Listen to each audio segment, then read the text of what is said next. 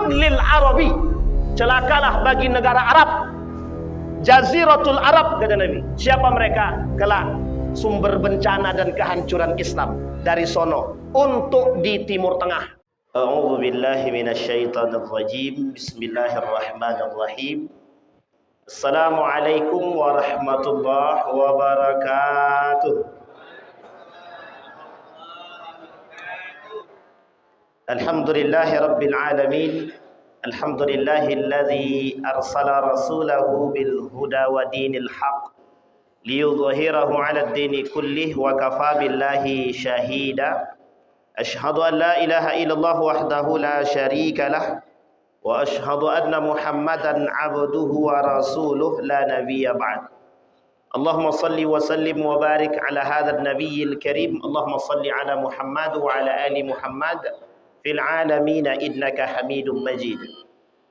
Ya ayyuhan nasu taqu rabbakum alladzi khalaqakum min nafsin wahidah wa khalaqa minha zawjaha wa batha minhuma rijalan katsiran wa nisaa'a wattaqullaha alladzi tasaaluna bihi wal arham innallaha kana 'alaikum raqiba. Puji syukur kehadirat Allah dengan mengucapkan alhamdulillahirabbil alamin.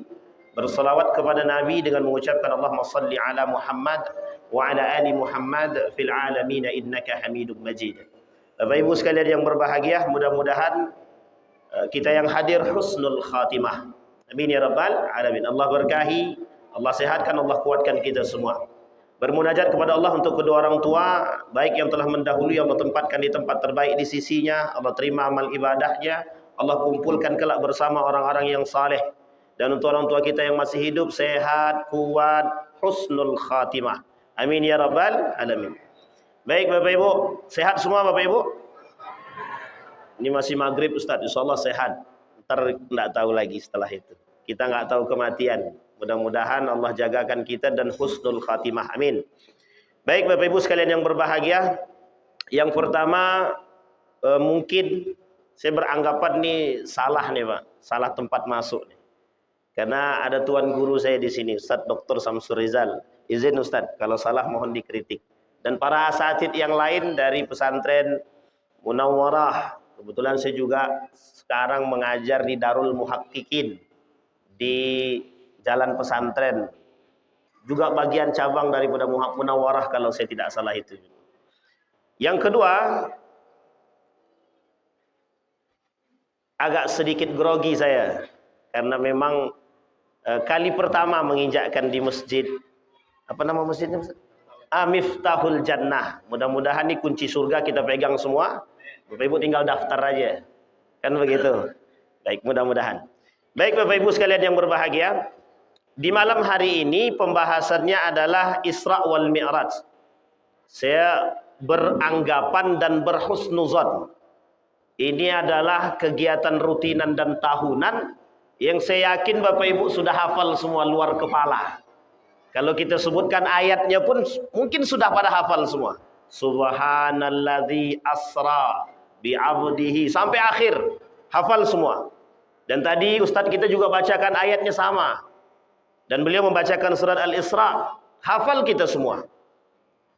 Dan saya paham betul bahwa Bapak Ibu sekalian yang berbahagia selalu menghadiri husnuzon ya. Kajian-kajian Isra wal Mi'raj dalam tahunan kegiatan baik itu masjid, lembaga dan lain sebagainya. Tapi Bapak Ibu sekalian yang berbahagia, izinkan saya menyampaikan sesuatu hal. Jika ada kesamaan mohon anggaplah ini mengulang pelajaran atau ulang kaji kata orang zaman dulu. Bapak Ibu sekalian yang berbahagia, sebelum terjadinya Isra wal Mi'raj itu, sebelum terjadinya peristiwa Isra wal Mi'raj itu, baginda Nabi berada pada satu kondisi yang oleh para ulama disebut sebagai amul huzni, masa kesedihan.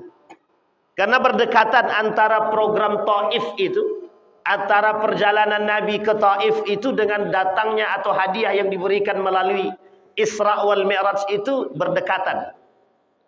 Bapak Ibu sekalian yang berbahagia, kalau kita rujuk kepada sejarah, ini sejarah. Pembahasan kita pertama sejarah. Dalam pembahasan pertama itu, sejarah itu, itu Nabi dalam keadaan yang sangat-sangat sedih sekali. Kenapa sedih? Pertama, meninggal istri tercinta, kemudian disusul paman. Kedua-duanya adalah orang yang sangat membantu perjuangan dakwah baginda Nabi. Akhirnya dalam perjalanan perlu digarisbawahi, dalam perjalanan Nabi ke Taif itu berjalan kaki. Jadi Nabi jalan kaki itu, yang ditemani oleh Zaid bin Harithah dari Mekah ke Taif. Berapa jam perjalanan pakai bis? 1,5 jam, paling lambat 2 jam. Dalam perjalanan itu kalau pakai bis, kalau jalan kaki bisa diperkirakan berapa? Dan kalau mau coba silahkan, uji coba mental. Nah Bapak Ibu sekalian yang berbahagia, kesedihan yang dialami oleh Nabi dalam proses itu, salah satu tujuan Nabi datang ke Taif itu harapan orang masuk Islam. Tapi tak kunjung masuk. Apa yang terjadi? Baginda Nabi Muhammad SAW itu justru mendapatkan intimidasi dan lain sebagainya. Pelecehan, intimidasi, lemparan batu, berdarah dan lain sebagainya. Termasuk Zaid bin Harithah yang menjadi tameng Nabi, benteng. Lemparan batu dan lain sebagainya. Dari cerita Taif ini Bapak Ibu, saya menulis ada satu doa yang disampaikan oleh Nabi ketika Malakul Jabal, malaikat gunung itu ingin mengangkat gunung kemudian menghantam Taif. Nabi bilang tidak. Fa innahum qaumun la ya'lamun, kata Nabi. Mereka adalah kaum yang tak mengerti. Bisa jadi mereka tidak mengerti agama. Bisa jadi mereka terjerumus, terjebak dalam kejahiliahan. Kita garis bawahi Bapak Ibu, kalimat akhir ini, jahiliyah. Jahiliyah di sini artinya kata para ulama, Mustafa Dibbugha, Wahbah Zuhaili, Imam Nawawi Al-Bantani mengartikan kalimat jahiliyah ini ulama kontemporer dalam tafsirnya. Mereka katakan arti jahiliyah itu bodoh dalam urusan agama, bukan bodoh dalam urusan ilmu dunia, bukan bodoh dalam urusan perdagangan, bukan. Arab itu raja dagang pada masanya. Arab itu raja dagang pada masanya. Keluar 6 bulan, pulang mesti bawa hasil. Kalau tidak bawa hasil, mereka nggak akan pulang. Ini kebiasaan orang Arab. Kalau sampai setahun mereka tidak pulang, mereka nikah lagi. Jadi kalau Bapak Ibu temukan orang keturunan Arab di Indonesia, begitu ceritanya itu. Jadi karena dapat orang Indonesia nikah lagi, tidak pulang-pulang dia. Dapatlah dia keturunan Arab namanya. Nah, itu ceritanya. Baik di Aceh maupun di Ternate, Ambon dan sebagainya. Itu posisi-posisi tempat datangnya Islam. Kalau dalam sejarah masuknya Islam ke Nusantara, jangan Indonesia disebut, tapi Nusantara. Oleh para ulama disepakati abad 13, 15, 17. Tapi dalam dalam buku Az-Zumardi Azrah, melalui hasil ekspedisi Ibnu Batutah, itu diprediksi abad ke-7 Islam tersebar di Nusantara. Tersebar, tapi belum resmi, baru tersebar saja di Nusantara. Nusantara itu masuknya Asia.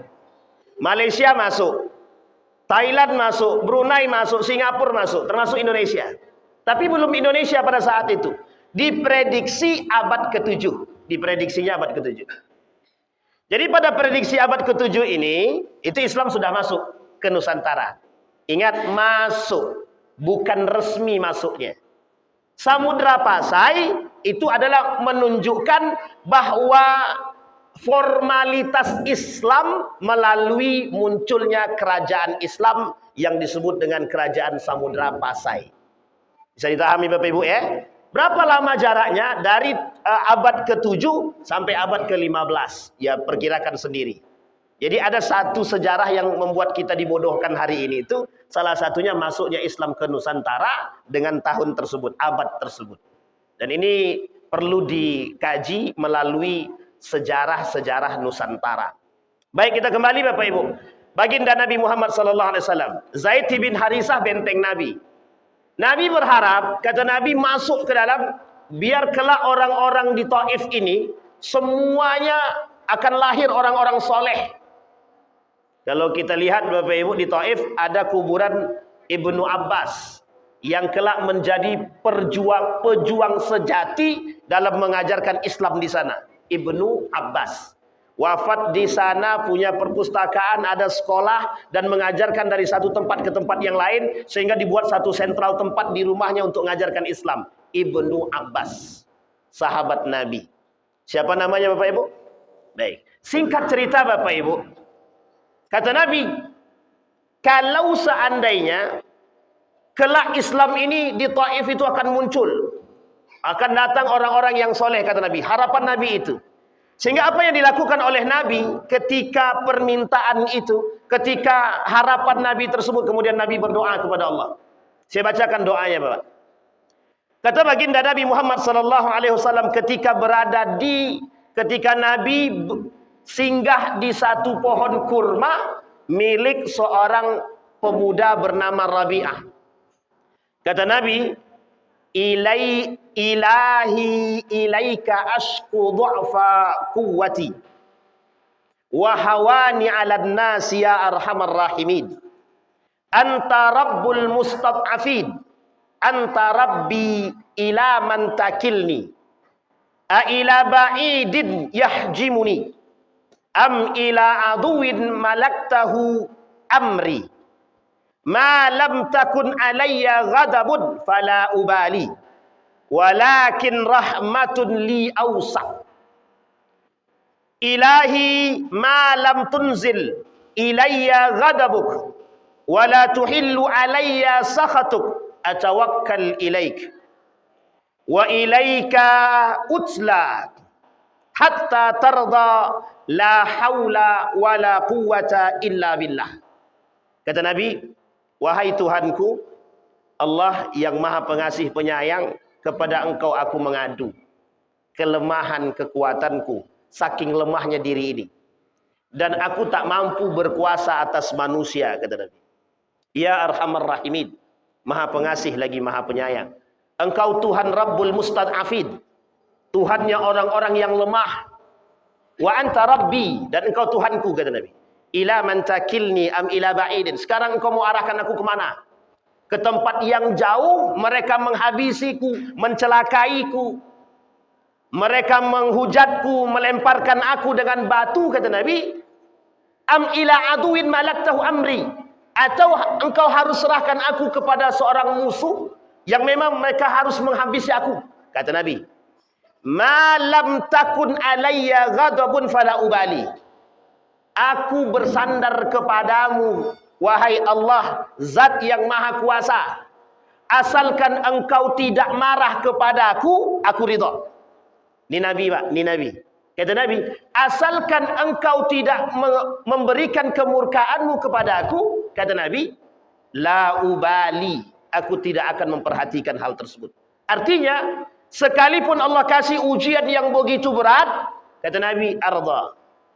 Kemudian kalimat selanjutnya, ilahi, wahai Tuhanku, sekalipun engkau turunkan kepadaku cobaan yang berat, asal engkau tidak murka kepada kami, kepadaku, kata Nabi, hatta tarda, dan engkau ridha, aku siap. Bisa dipahami kalimat ini Bapak Ibu ya? Kemudian kata Nabi, ilaika utla hatta tarda, la haula wala quwwata illa billah. Tidak ada kekuatan selain kekuatan Allah Subhanahu wa ta'ala. Dari sini Bapak Ibu, inilah doa yang menggetarkan aras, sehingga muncul keinginan Allah untuk memperjalankan, kalimat kedua yang harus kita garis bawahi, memperjalankan baginda Nabi Muhammad sallallahu alaihi wasallam dari Masjidil Haram ke Masjidil Aqsa. Ketiga yang harus kita garis bawahi, Masjidil Haram. Yang selanjutnya Masjidil Aqsa. Jadi ada 4 poin yang kita garis bawahi yang akan kita bahas. Bapak Ibu sekalian yang berbahagia, mengapa Allah memperjalankan? Kalimatnya memperjalankan. Karena Nabi tidak berjalan, tapi memperjalankan, diperjalankan. Siapa yang memperjalankan? Allah. Apa kata kaum liberal? Dan kaum liberal ini hanya mengulang sejarah pada masa baginda Nabi Muhammad SAW. Tidak mungkin, kata Abu Bakar, dusta sekalipun Nabi Muhammad ini, aku percaya. Kata Abu Bakar, bohong sekalipun Nabi ini, tetap aku percaya. Bapak Ibu tahu kenapa Abu Bakar tetap percaya? Karena Nabi tidak mungkin bohong. Dia maksum dan terjaga. Satu. Yang kedua, kenapa Abu Bakar tetap percaya? Promosi keimanan. Ini bukan promosi jabatan, tapi promosi keimanan. Kalau promosi jabatan, yang dusta pun bisa dibenarkan. Karena dia pendusta, kita benarkan menjadi pendukung, akhirnya dia naik, kita dapat jabatan. Ini promosi jabatan namanya. Tapi Abu Bakar tidak mengharapkan jabatan yang lain dari Nabi, tidak. Abu Bakar cuma ingin katakan keimanan. Hampir dari 1/4 orang muslim ketika itu murtad. Kenapa murtad? Enggak percaya cerita daripada Abu? Enggak mungkin. Buya Yahya menjelaskan. Apanya yang tidak mungkin? Saat itu berbeda dengan saat ini. Bapak Ibu ke Yogyakarta, dulu kalau jalan kaki berhari-hari baru sampai. Pertanyaannya adalah, kalau waktu itu kita bilang kepada orang, kami pergi ke Jogja, tapi cuma 2 jam. Sementara tidak ada pesawat ketika itu. Bapak Ibu naik buruk. Mungkin apa tidak mungkin? Kata orang, "Weh bapak gila, tidak ada buruk sekarang." Kata mereka begitu. Tapi sekarang, teknologi canggih, pesawat terbang 2 jam. Di Saudi Arabia, ada kereta, namanya kereta cepat. Kurangnya cuma 3 jam. Dari Mekah ke Madinah, 5 jam sampai 6 jam. Bahkan ada yang mengatakan 7 jam. Naik kereta cepat 2,5 jam. Kurangnya sekian jam. Artinya, masalah dahulu bisa diterima oleh akal sekarang. Yang tidak masuk akal dahulu bisa diterima sekarang. Bapak Ibu pernah dengar cerita pulpen?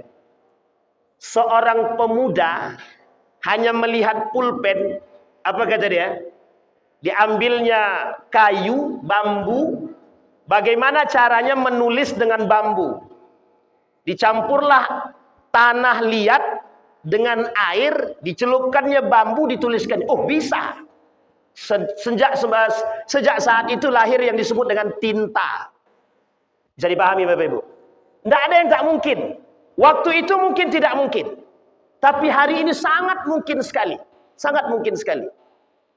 Orang dulu nelpon tidak bisa. Karena nggak ada telepon. Pakai surat Pak. Makanya kantor pos rame waktu itu. Sekarang kantor pos sepi. Kenapa sepi? Nggak ada peminat Pak. Cukup lewat SMS selesai. Wesel. Apa namanya itu? Wesel itu apa? Ya wesel lah. Ngirim duit. Pakai wesel dulu.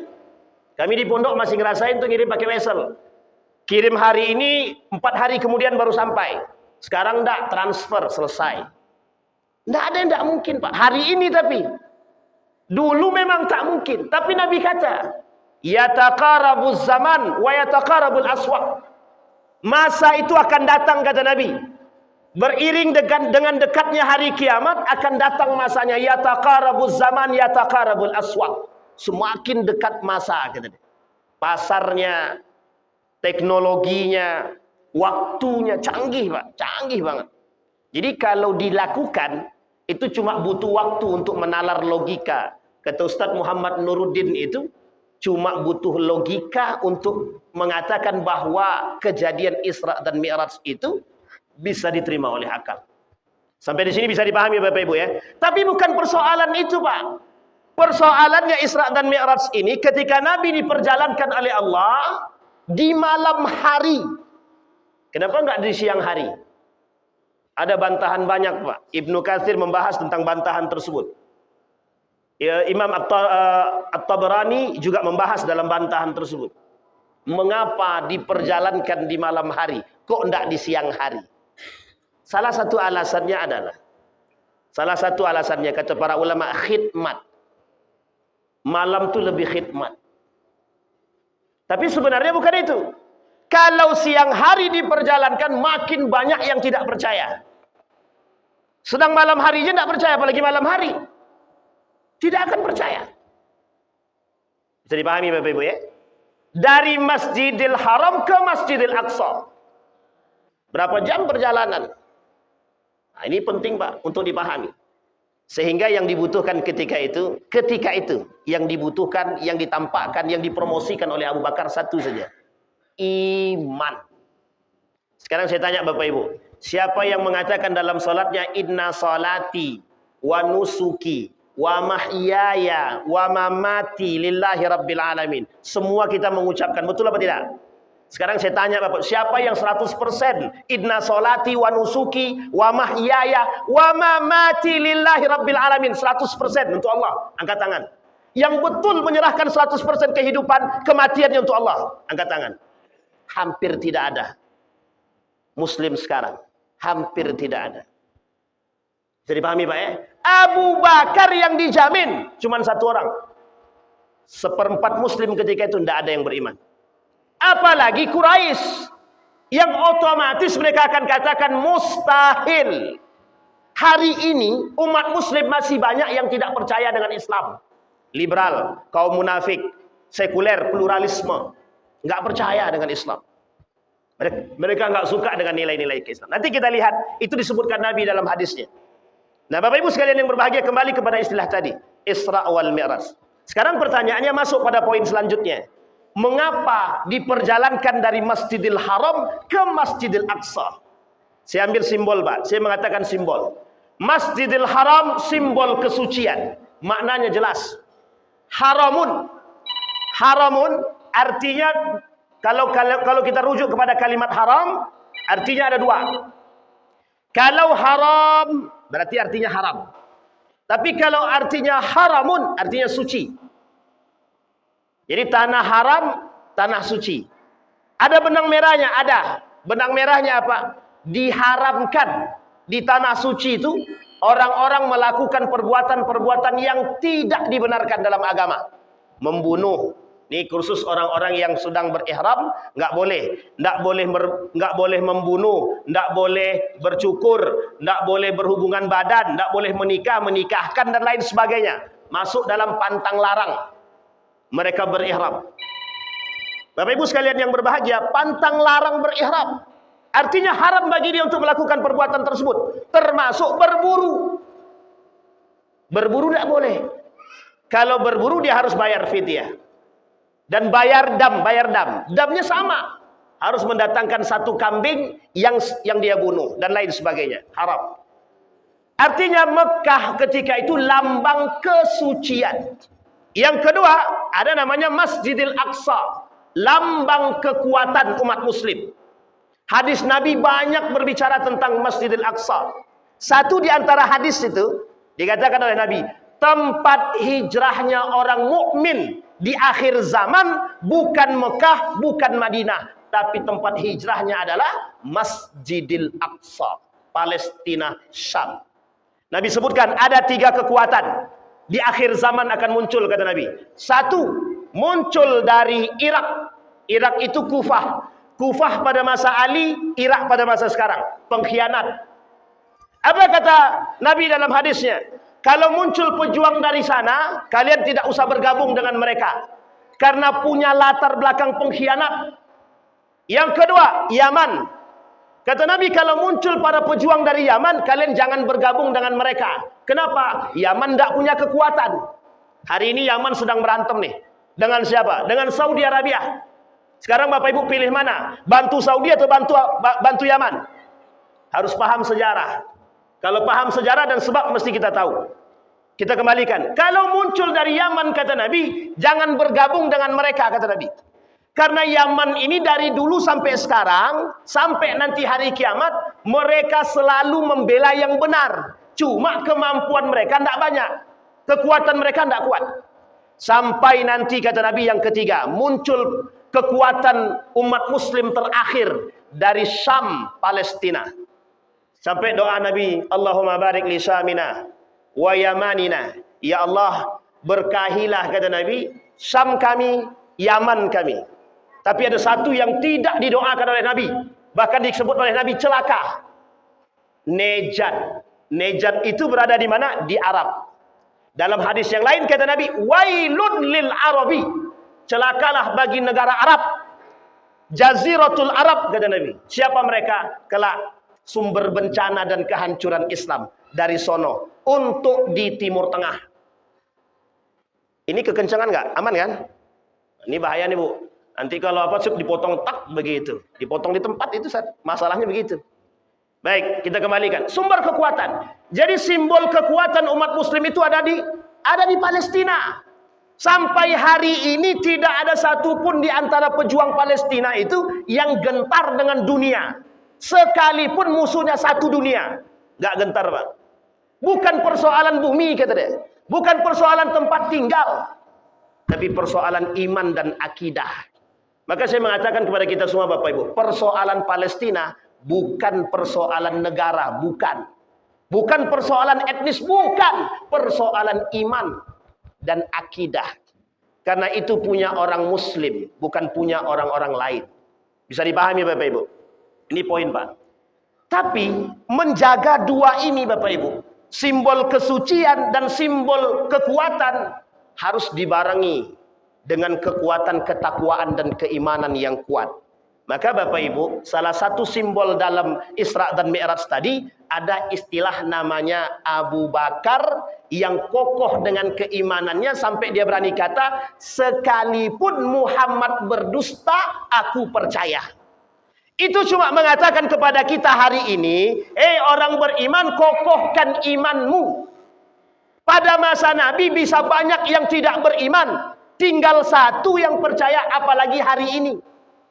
Maka hari ini akan sangat mungkin banyak umat Muslim mengaku Islam tapi tidak beriman.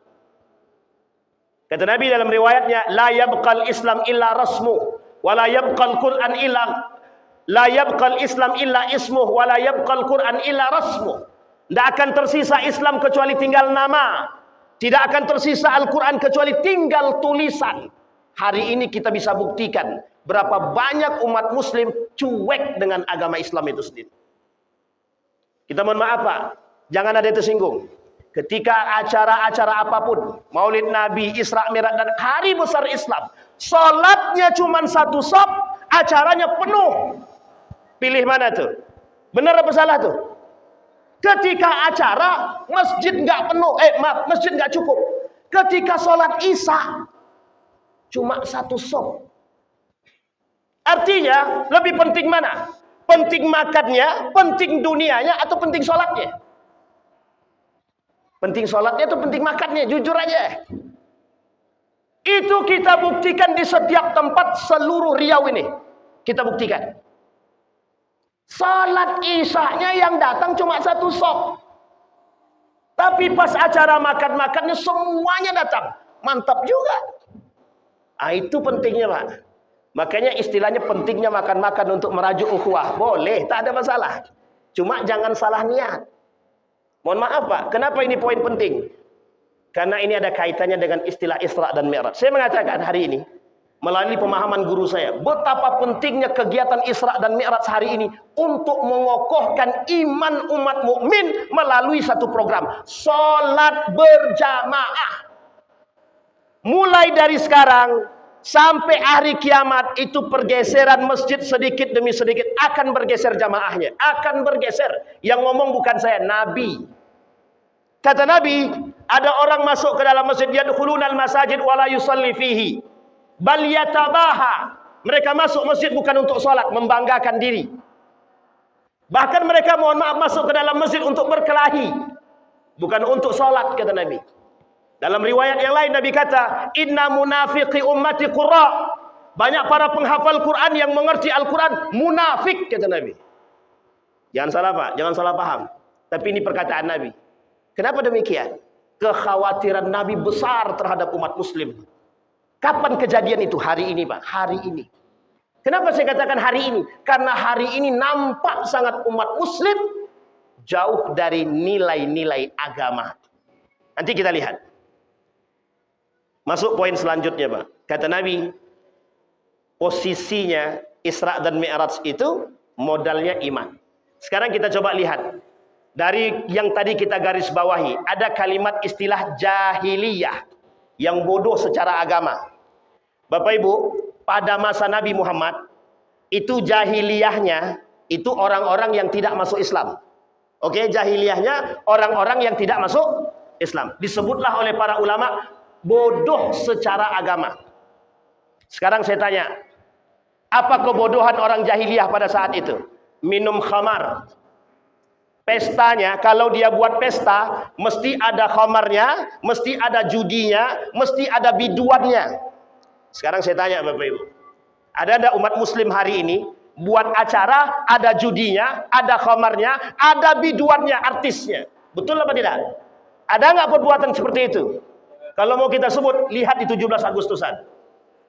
Banyak jahiliyahnya di situ, Pak. Jangan tersinggung. Bahkan ada unsur perjudian di situ. Dari acara dan kegiatan-kegiatan lomba yang mereka daftar, bayar, dipertaruhkan di situ. Judi. Coba bayangkan. Tapi pelakunya muslim. Dulu pelakunya non-muslim, Pak. Non-muslim. Orang kafir Quraisy. Bukan mereka bodoh secara akademik, bukan. Mereka bodoh dalam urusan agama. Itu pun mereka bukan tidak mau masuk Islam. Gengsi. Mereka tidak mau masuk Islam itu karena gengsi. Kenapa gengsi? Karena Nabi Muhammad SAW dari kabilahnya ada nabi. Dari kabilah kami nggak ada nabi. Itu disebutkan oleh Ibnu Katsir dalam tafsirnya. Bayangkan, Abu Jahal nggak pengen masuk Islam karena gengsi. Tapi apa pernyataan Abu Jahal kepada Abu Sufyan tentang Islam, tentang risalah yang dibawa oleh Nabi Muhammad? Benar. Kata Abu Jahal kepada Abu Sufyan, yang dibawa oleh Muhammad itu seutuhnya benar. 100%. Tapi mengapa engkau tidak mau masuk Islam? Dari kabilah Muhammad ada Nabi. Dari kabilah kami tidak ada Nabi. Gengsi. Sampailah hari ini, Pak. Nasrani, apakah mereka tidak percaya kepada Allah? Percaya. Agama nenek moyang mereka mengajarkan. Dari turunan Isa ke bawah, percaya. Terus mengapa mereka tidak mau masuk Islam? Alasannya sederhana. Tidak mau menjalankan syariat Islam. Artinya semua gengsi, Pak. Bukan karena mereka tidak punya pikiran yang tajam. Tidak. Bukan karena mereka bodoh. Bukan. Bodoh dalam urusan agama hanya karena gengsi mereka tidak mau menerima kebenaran. Hari ini Allah tampakkan umat muslim banyak yang seperti itu. Mereka tidak mau menerima kebenaran Islam. Kami muslim, Ustaz. Benar, Anda muslim, tapi Anda perusak dalam Islam. Apa contohnya? Anda munafik. Apa contohnya kita munafik itu? Sederhana aja, Pak. Kalau kita berbicara kan dusta. Tapi bukan itu yang paling berat. Yang paling berat adalah lahirnya generasi-generasi di akhir zaman. Mereka pengkhianat kepada Allah dan Rasulnya, kepada agama. Sekarang pertanyaannya, apa yang bisa membuat orang bertahan dengan imannya? Salat. Salat. Sekarang kita kuliti, Pak. Salah satu inti yang dibawa oleh Nabi dari atas ke bawah, dari 50 jadi 5, namanya salat. Apa namanya, Bapak Ibu? Salat. Pertanyaannya, wajib apa tak wajib? Sekarang saya tanya Bapak Ibu, ada enggak pahalanya bagi orang yang sholat? Ada enggak ancaman atau dosa bagi orang yang tidak sholat? Sekarang saya tanya, nampak enggak pahalanya? Nampak enggak? Nampak enggak dosanya? Baik, sekarang kita tanya, dari sekian banyak tadi, mohon maaf ya, jangan tersinggung, banyak enggak yang enggak sholat? Banyak enggak yang sholat? Pertanyaannya, kenapa mereka enggak sholat? Kenapa mereka enggak sholat? Nggak takut dosa, nggak nampak pahala. Karena cuma satu, Pak. Neraka itu nggak jelas, surga itu nggak jelas. Jadi kami nggak perlu sholat. Karena yang berbicara akal bukan iman. Mohon maaf ya, yang berbicara akal bukan iman. Apa kata Nabi? Orang yang menghuni neraka itu banyak. Pengkhianat amanah. Ini saya enggak jabarin, kalau jabarin panjang nih. Ini sampai jam berapa, Pak? Sampai selesai. Sampai selesai tak sholat gitu Pak. Berapa menit lagi Ustaz? Berapa? Panjang tuh. Baik, enggak apa-apa ya Bapak Ibu ya. Jadi pokoknya kalau mau protes nanti protes sama pengurus masjid ya.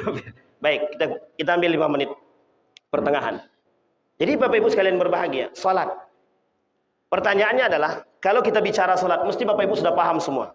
Seorang ulama menuliskan kitab judulnya Al-Kabair, Imam Az-Zahabi, Syamsuddin Az-Zahabi menuliskan kitab judulnya Al-Kabair, dosa-dosa besar. Satu di antara sekian banyak dosa besar beliau kumpulkan ada sekitar 70 lebih dosa besar itu. 76-an. Apa kata beliau? Salah satu di antaranya adalah salat, yang meninggalkan salat. Bapak Ibu, Al-Quran bilang orang yang meninggalkan salat itu nerakanya sakar. Ma lakum fi sakar. Lam nakum minal musallin wa lam nakun nut'imul miskin. Nerakanya orang yang meninggalkan salat itu neraka sakar. Zahir Allah sebut dalam Al-Quran. Orang yang tidak salat nerakanya sakar. Orang yang tidak memberi makan orang miskin, anak yatim, nerakanya sakar. Sekarang kita lihat, apa kata Ibnu Katsir? Yang dimaksud itu untuk neraka sakar itu meninggalkan yang lalai. Yang lalai, kata Ibnu Katsir. Tapi kalau mereka tidak lalai bagaimana? Neraka jahanam. Jahanam. Kenapa demikian? Awal ma yuhasab yaumal qiyamah salah. Pertama kali yang dihisab salat. Tapi bukan itu poin pentingnya Pak. Apapun ibadah yang Anda buat, kalau tidak sholat, kafir. Ini poin penting Pak. Penegasannya di situ. Apa kata Nabi? Al-ahdu bainana wa bainahumul tarikus salah. Perbedaan kita dengan orang kafir cuma satu, kata Nabi. Apa itu? Meninggalkan sholat. Apakah orang yang tidak sholat itu kafir secara mutlak? Hal kanu kafiran alal itlaq? La. Bukan. Mereka tidak kafir secara mutlak, tapi kufur. Tahu Bapak Ibu kufur? Apa yang mereka buat, Allah tidak mau terima pahalanya. Tidak ada pahala bagi mereka. Mohon maaf, Bapak Ibu tidak sholat. Tinggalkan sholat dengan sengaja. Kemudian Bapak Ibu sedekah. Saya sampaikan sedekah. Kalau maknanya kufur, tidak ada gunanya Bapak Ibu sedekah. Kenapa nggak ada gunanya? Sholat Bapak Ibu tidak ada. Orang puasa, kata Nabi, khamsun yuftirna siyam. 5 yang membatalkan puasa itu. 1 diantaranya meninggalkan sholat. Bukan batal secara fisik, bukan. Tapi tidak ada faidah, tidak ada pahala sama sekali ketika mereka berpuasa, tapi mereka nggak sholat. Tapi ini kalau dibahas pada orang yang baru mau melaksanakan puasa, ini nggak cocok ini. Orang-orang baru masuk Islam nggak cocok. Karena mohon maaf Pak, nanti nggak masuk lagi di dalam Islam itu. Capek banget gitu deh kan gitu. Akhirnya ditinggalkannya Pak. Tapi untuk siapa ini? Untuk kita Pak. Perjuangan loh Nabi bolak-balik Pak. Perjuangan hanya untuk mengambil satu perintah salat. Nabi diajarkan praktek salat itu diajarkan di depan Ka'bah. Dalam satu riwayat. Dalam riwayat yang lain diajarkan di Masjidil Aqsa. Dalam perjalanan Isra wal Mi'raj itu. Nah Bapak Ibu sekalian yang berbahagia. Bukan persoalan lain. Apa kata Nabi? Qawaiduddin salasa. Qawaiduddin. Tiang agama itu 3. 1 kata Nabi syahadat. Yang kedua salat. Yang ketiga puasa. Faman taraka wahidatan minhuna faqad kafara. Yang meninggalkan salah satu di antaranya adalah kafir. Pertanyaan saya satu saja. Apa alasan kita untuk tidak salat? Pertanyaan saya satu saja. Apa alasan kita untuk tidak salat? Malas sesat. Oke, kalau malas berarti memang setan. Kan begitu? Kalau dia malas berarti setan, hawa nafsu dia. Mana yang lebih kuat dalam diri dia? Bapak Ibu sekalian yang berbahagia, apa yang membuat orang bermaksiat kepada Allah? Satu di antara sekian banyak sebabnya, memakan yang haram. Jadi kalau ada orang malas sholat, coba tengok yang dia makan, halalkah haramkah? Jangan tersinggung Pak, mohon maaf. Kalau ada orang yang malas sholat, perhatikan yang dia makan halalkah atau haramkah? Tidak mungkin orang yang makan halal kemudian tidak melaksanakan sholat, itu jarang. Hampir tidak kita temukan. Maka dalam perjalanan Isra dan Mi'raj itu Nabi disodorkan 2. Pilih madu atau racun. Nabi pilih madu.